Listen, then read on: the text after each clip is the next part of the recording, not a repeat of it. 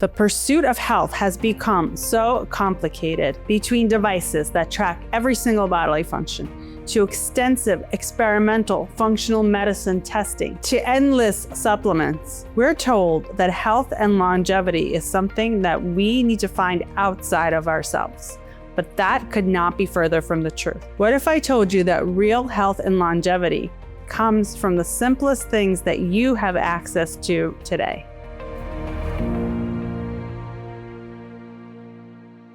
Hello and welcome back to the Good Gut Feeling podcast, where we digest modern medicine with old world wisdom. I'm Dr. Alexandra Shestina and I am your host. And today we're going to dive deep into what is real health and longevity. Does it really start outside of you? Does it really need fancy technology? Does it really need endless supply of supplements? Well, I think you're getting it, that the answer is a definite no. No, simplicity is the key to health, and it always has been. I've seen in my practice, I have seen people obsess over different kinds of functional medicine testing, devices, really focused on extensive experimental testing as their source of health. And yes, they can be helpful. And I am not against anything that is helpful, but they are not the creators of health. They are the supporters of health. It's very important to distinguish that, because if we rely on external things to create health, then we take away the power of the strongest technology that we already have, which is our body and our mind. If there's one pill you'll never find in a bottle, that is clean food.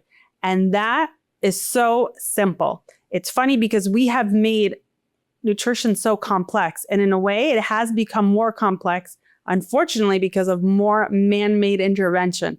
But really, clean food, it's so simple. It just has to be from nature. It just has to be as close to the earth as possible. It just has to have as little intervention as possible. So less is more. Superfoods are not in packages.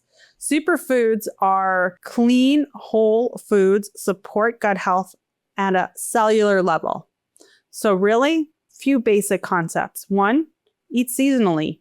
Whatever is the food that belongs in that season, in that temperature, and ideally local, because then it doesn't travel so much. Then it doesn't spend so much time getting to you. So fresh, clean food from a clean soil, ideally it should be organic. And I know, because organic has become so misleading. And I'm going to tell you, in the United States, USDA organic is not 100% organic, and it hasn't been for a long time. But now there's all sorts of ways around it with organic pesticides. So yes, it is difficult. And yes, we have to be more vigilant. But its essence is simplicity, is clean food, not packaged food, not convenience food. So I'm going to give you a quick example. Sometimes I ask my patients to go gluten-free because there's an inherent problem with the wheat and how it is grown in the United States, between the glyphosate and the genetic hybridization, making it a pretty toxic product. Many people interpret gluten-free as, now I have to go to the supermarket and get products that are labeled gluten-free. Not necessarily, because guess what's gluten-free? Vegetables, clean animal products. Guess what else is gluten-free? Clean oils. All those things are inherently gluten-free. You don't need to get a product in a package that says gluten-free. You could just eat eggs. You could just eat vegetables. In fact, I have seen very, very few products that are conveniently gluten-free that are actually good for you. In studies that looked at lifespan of different people, the things that they had in common is their diet. It wasn't how many supplements they were taking or how many tests they were doing. It was how good their food is, how clean their food is. And countries like Japan have always been at the top. And as an example, I see a lot of Crohn's and ulcerative colitis patients in my practice. And in countries like Japan, they have a much lower incidence of Crohn's and ulcerative colitis than we do. But as the Japanese move here, with the same genetics that they were born with, obviously, they move to the United States and start eating our food, their rates of Crohn's and ulcerative colitis starts to approach ours. And by the way, eating clean does not have to be expensive, because if you don't eat out all the time, That already saves a tremendous amount of money. And two, a lot of the convenience foods are actually expensive and not good for you. For example, if you look at plant-based milks like almond milk, cashew milk, they're not cheap actually. And most of them have a ton of stuff that's really bad for you between the seed oils and the emulsifiers. And guess what needs to go into a nut milk? The nut and water. And I make my own cashew milk. I use cashews and water. That's it. But I will tell you, I have to make it every 2-3 days because it goes bad because I don't put the other stuff in there, that garbage that actually keeps it shelf stable or even refrigerator stable for a week or two. And it's way cheaper and it tastes way better. You know what else is a great healer? Just step outside into nature and you've entered the oldest pharmacy in the world, and it's available for everyone and it's free. Time in nature, whether it's the beach or the forest or the mountains or a park, it lowers your cortisol. It takes down your stress. It balances the nervous system and it improves sleep. One very powerful thing that you can do, one amazing tool for health and longevity is grounding. It's literally walking barefoot. That's it. Ideally walking barefoot on a natural ground. So like soil, sand, all you have to do is take your shoes off. If you don't want to walk for 15, 20 minutes, you can sit and have your feet touch the soil, touch the sand. The earth carries a natural negative charge, which is electrons. Electrons are these subatomic particles that have a negative charge. And then when we all day walk around with our rubber shoes and Wi-Fi and our whole toxic lifestyle that we have developed with modern technology, we create free radicals. And when we step on the earth, that negative energy literally neutralizes the free radicals. And it's been shown to improve sleep, balance cortisol, and even affect heart rate variability, which is one of the markers of longevity. And you don't need to be out there for hours. So take 10, 15, 20, 30 minutes, walk around. If you can't walk around, sit. If you don't want to walk, you can even relax. Laying on the sand is so powerful. Grounding is powerful. It is available. And it is free. So go ahead and just stick your feet in the soil and heal naturally and simply. There's nothing more available on this earth than air. Before supplements, before diets, before gadgets, there was breathing and there was movement. And when we come back to that, and ideally, those two should be connected. A lot of the ancient practices that include movement, breath is a big part of it. And a lot of us have been disconnected from that. So when we practice yoga, when we practice Tai Chi, Qigong, if done properly, do not create any injuries. Have a mind-body component that's incredibly powerful when done correctly.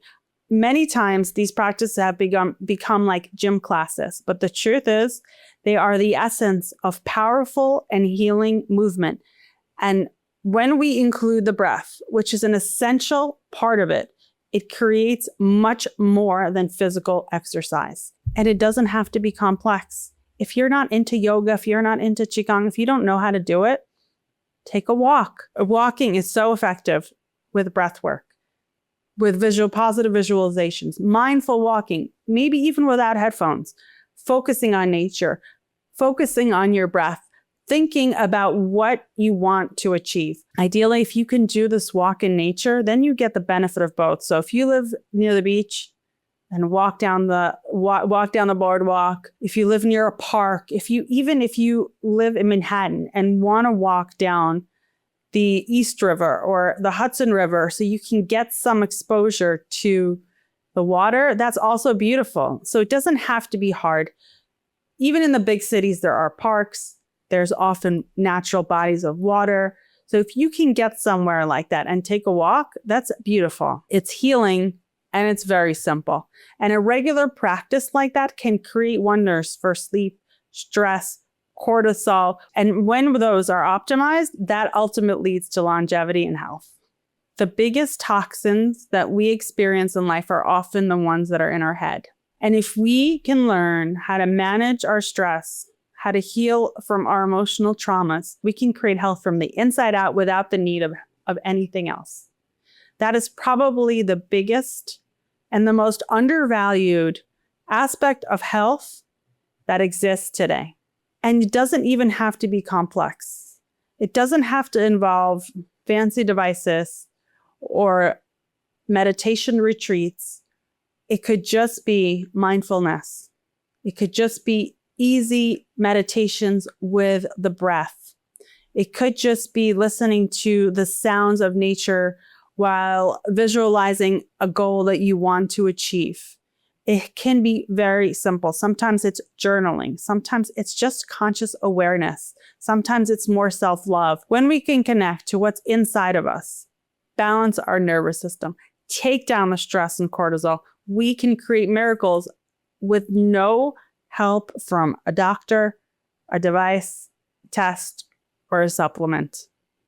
Testing, devices, supplements, they can be helpful, but they are not the foundation of health. Real health comes from simplicity. Clean food, nature, the breath, movement, and taking care of your stress and creating balance are the key foundational elements of health and longevity. And we don't need to biohack in any fancy way if you've got all those. Health is not something you buy, it's something you live. What is one thing you guys are going to change this week?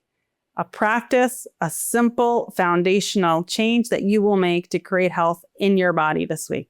Thank you so much for spending this time with me today. If you like what you've heard, please go ahead and give us a thumbs up, subscribe, and turn on notifications so you'll never miss an episode. And if you have a friend who you think will benefit from this message, please go ahead and share. I'll see you in the next video. Until then, breathe deeply, keep it simple, stay healthy, and stay gutsy.